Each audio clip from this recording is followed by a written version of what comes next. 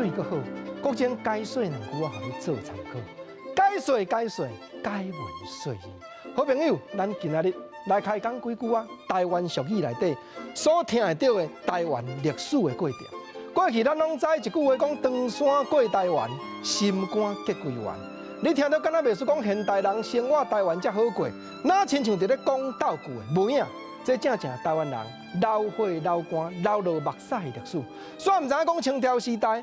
福建、广东、华南沿海遮的省份，实在讲真侪百姓日子拢过了真艰苦过，无田无园，已经财政歹讨趁，官方压力又搁重，毋则讲只有行最后一条的路线，在厝无路，计较东都，欠缺军费，典产未足，所有的当卖拢甲卖互空，照准租，当着爱过台湾来发挥来拍拼。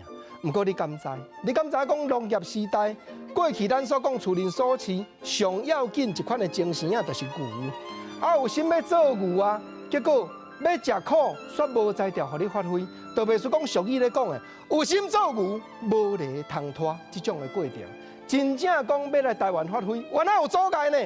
清朝对海关的管制禁令真严，若讲有违反禁令私自出海，罚真重。因为在清朝人咧看海关真侪拢贼党。真侪拢海贼。来讲西元1683年，康熙22年，清朝的兵马占倒地成功，统领王国三地人。当重新来占领台湾了后，第一就发布命令，讲若要过台湾做生意办工课，一定要请公司，无请公司袂当放你过。啊，若讲用过偷渡的吼，连驶船的代工都要罚惨落啦。搁第二，真正公司互你请有啦。嘛袂当带某带囝过台湾，毋则过去咱搁一句俗语话咧讲，有长山公，无长山马，就是讲真侪来到台湾咧发挥做生意的人，某囝袂当带来你，只有来台湾，咱咧讲困庙室啊，做罗汉骹，当就爱去配平埔族，带平埔族的姑娘啊，结果吼真侪去甲平埔族骗土地，这嘛有发生过。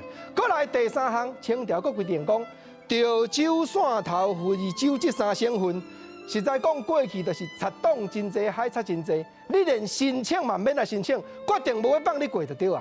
啊，毋过吼，禁令咱咧禁令啦，海关咱咧海关啦，生活都袂得过啊，只有行最后一条路，食最后一条的白虎汤啊哩。为俗语话咧讲，官有正条，民有私约，行用偷渡的哦。真正偷渡安尼一个行呢，历史经过来到西元1875年，经过历史专家的研究。